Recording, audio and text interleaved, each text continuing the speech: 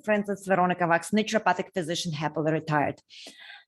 Sasha Buddha asked me, can I talk a little bit about how to boost immune system? She's having COVID again for the third time. So let's talk a little bit about that. When a person has a viral infection or bacterial infection, any infection, you have to think about three things. Number one, environment in which person lives. So diet. Does person eat enough antioxidants to deal with viral or bacterial infection? Is person smoking? That will contribute to make a viral infection worse. Air quality. You also need to think about the virus by itself, how contagious it is. Some viruses are very contagious, some are not, but the other virus can be not very contagious, but very deadly. In this lecture, we are going to talk about the person itself and its immune system. In preparation for this video, I looked at some websites, and to my great surprise, I discovered that people are throwing at us all kinds of immune herbs that has very little to do with immune system. What you need to know, there are two basically main types of immune herbs. One, immune stimulating herbs, and the other, modulating. The names are speaking for themselves. Stimulating means they will stimulate your immune system. Modulating means if your immune system overstimulated, they will suppress it. If it's understimulated, they will stimulate it more. In the category of modulating herbs, herbs such as ginger, astragalus, terminalia, and also medicinal mushrooms such as shiitake, maitake, reishi. Stimulating herbs, excellent example, Eleutherococcus sinticoccus, or also called Siberian ginseng.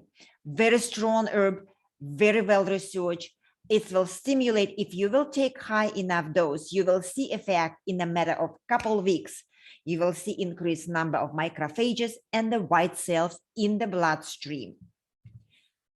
People post there on the websites, glycyrrhiza is immune boosting herb. Not exactly. It would belong into immune modulating herb.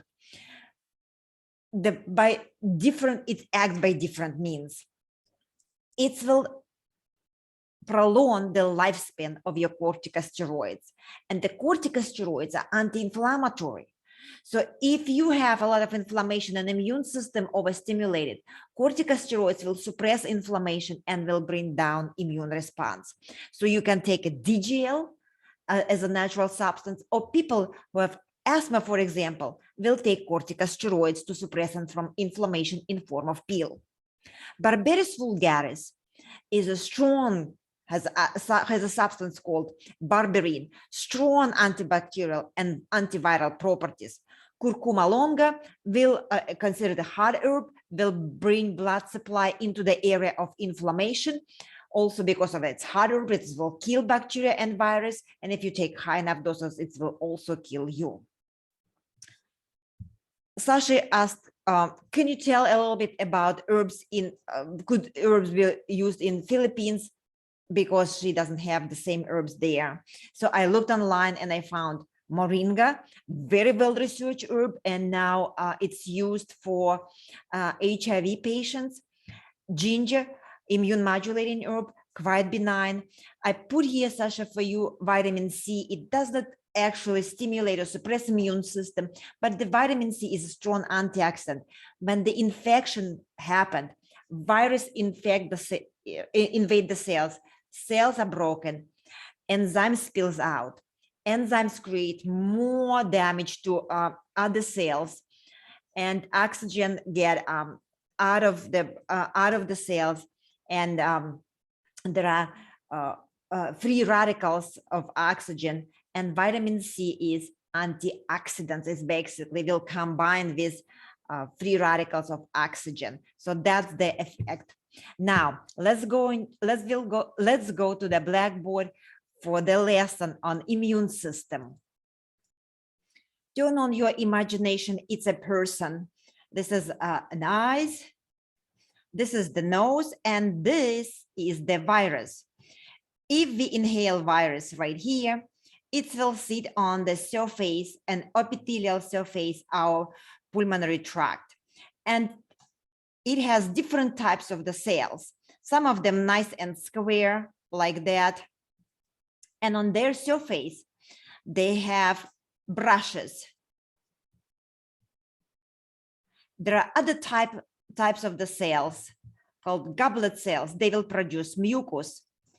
As virus comes in, it meets that first line of defense.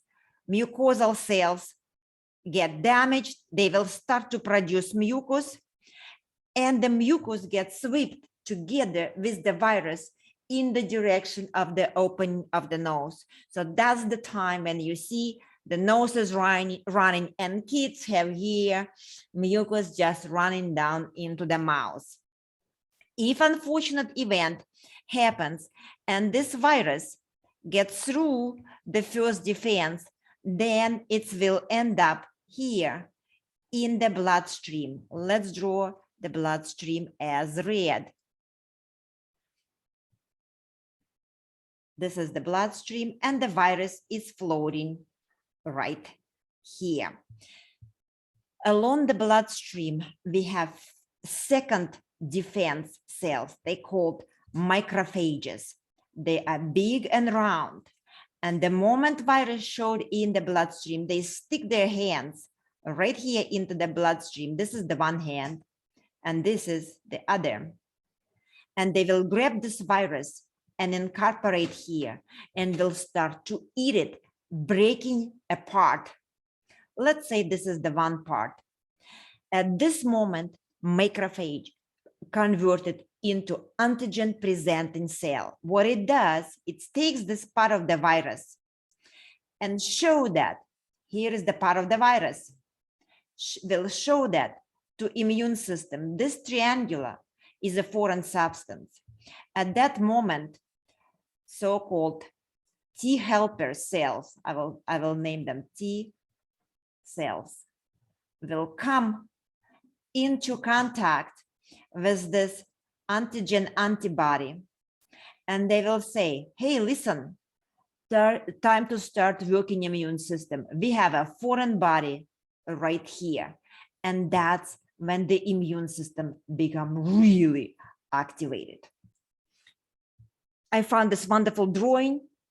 Once again, virus, macrophage that swallow the virus, particles of the virus, macrophage presents on the surface particles of the virus to T helper cells. And the T helper cells set to immune system, time to produce antibody and really get serious because virus is in the bloodstream.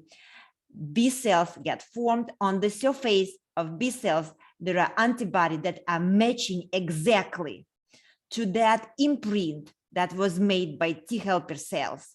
Also, T cytotoxic cells get produced. They also have imprint of this viral particles that was presented to T helper.